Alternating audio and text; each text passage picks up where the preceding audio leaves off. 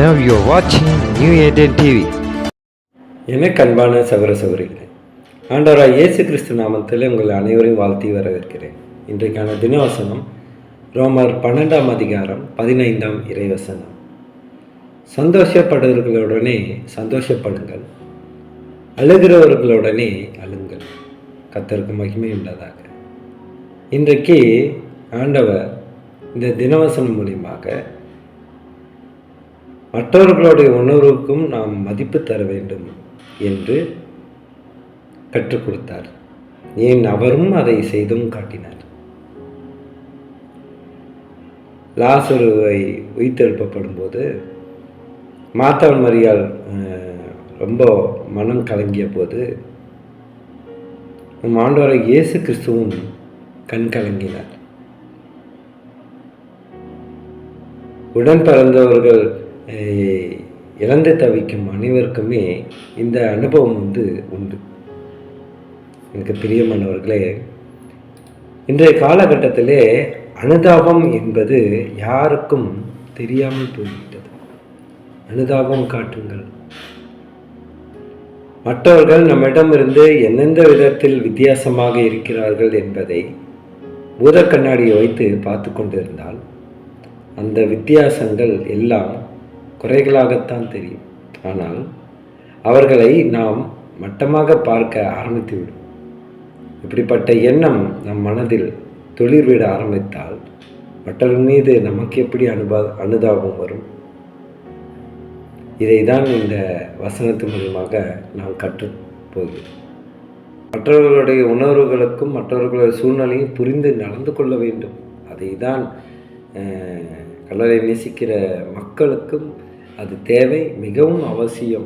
ஏனென்றால் நம்மளே ஆண்டவருடைய சுபாவத்தை கடைபிடிக்கவில்லை என்றால் புதிதாக ஆண்டவரிடத்தில் நெருங்கி வருபவர்கள் எப்படி கடைபிடிப்பார்கள்?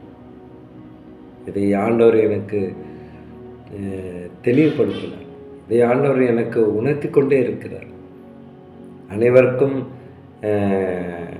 சத்தியத்தை பிரசங்கிக்கப்படும், பின்பு முடிவு வரும் என்று வசனம் சொல்கிறது.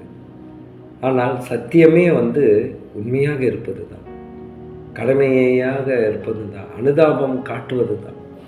இதெல்லாம் விட்டு தவறும் பொழுது அப்போது நாம் சத்தியத்திலே நடக்கிறோம் என்று எப்படி சொல்ல முடியும்? ஆண்டவர் சொன்னது போல வாயாலோ உள்ள விசுவாசம் செத்த விசுவாசமாக கருதப்படும் என்று சொன்னது சரிதான். ஆண்டவருடைய வார்த்தை 100க்கு 100 உண்மையை பேசுகிறது. எனக்கு பிரியமானவர்களே, நாமும் கூட ஆண்டவருக்கு உண்மையாக நம்ம வாழ்ந்து பழகிவிட்டோமே ஆனால் நமக்கு எந்த ஒரு பாரமும் கிடையாது. ஆனால் அந்த சத்தியத்தையும் உண்மையையும் தெரிந்து கொண்டே அதை கடைபிடிக்காமல் போனால் அவர்களுக்கு இன்னொரு வாய்ப்பும் ஆண்டவர் தருகிறார். எனக்கு பிரியமானவர்களே, இப்படிப்பட்ட ஒரு வசனத்தின் மூலியமாக நாம் நிறைய விஷயங்களை ஆழமாக சிந்திக்க வேண்டும் என்று தான் ஆண்டவர் இந்த வசனத்தை கொடுத்திருக்கிறார். ஒருவர் மீது அனுதாபம் காட்டும்போது எந்தெந்த விஷயங்களில் அவரும் நம்மை போல இருக்கிறார்கள் என்பது நமக்கு தெரிய வரும். அதாவது நம்மை போலவே அவரும் உணர்வதை, நம்மை போலவே அவரும் நடந்து கொள்வதை புரிந்து கொள்ளும். மற்றவர்கள் மீது நாம் அனுதாபம் காட்டும் பொழுது அவர்கள் எந்த பின்னணியை சேர்ந்தவர்களாக இருந்தாலும் சரி, அவர்கள் எல்லோரையும் ஒரே குடும்பமாக பார்ப்போம். எந்தெந்த விஷயங்களில் நாம் மற்றவர்களோடு ஒத்துப்போகிறோம் என்பதை பார்க்க முயற்சி செய்தால் அவர்களை தவறாக எடைப்படுவோம். எனக்கு பிரியமானவர்களே, எப்பேற்பட்ட ஒரு காரியத்துக்காக நாம் ஜெபிக்க வேண்டும்.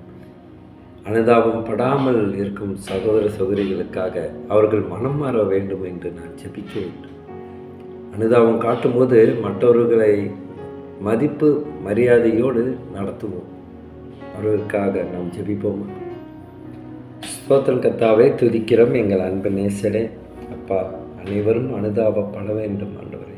மற்றவர்களோட உணர்வுகளுக்கு ஆழமாக மதிப்பு தர வேண்டும் ஆண்டவரே. அதற்காக நான் ஜெபிக்கின்ற கர்த்தாவே.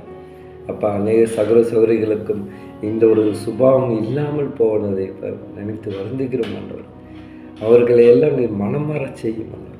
அவர்களுக்கு ஒரு நாளை நீர் குறித்து வைத்திருக்க, அந்த நாளிலே அவர்கள் மனம் மாறுவதற்கு ஏற்ற வேலையிலே நீர் அதை வாய்க்க செய்வீரான. நன்றி அப்பா. சோதன் கத்தாவை துதிக்கிறோம். பொறுப்பற்ற சகோதர சகோதரியாக இருந்தாலும் அவர்களும் உம்முடைய விசுவாசத்திலே உம்முடைய சத்தியத்தை கடைபிடிப்பவர்களாக மாற்றும் ஆண்டவர். சோதன் கத்தாவை துதிக்கிறோம். எனக்கு அன்பான சகோதர சகோதரிகளுக்காக நான் ஜெபிக்கின்ற கத்தாவை, அவர்கள் உம்மை நேசிக்கும் சுபாவத்தை வைத்திருந்தாலும் அவர்களுக்கும் நீர் ஆசீர்வதி. அவர்களுடைய ஒவ்வொரு வேலைகளையும் நீ வெற்றி பெற செய்யணும். சோதன் கத்தாவை துதிக்கிறோம். இயேசு மூலியமா ஜெபிக்கின்றோம் நல்ல பிதாவே. ஆமீன்.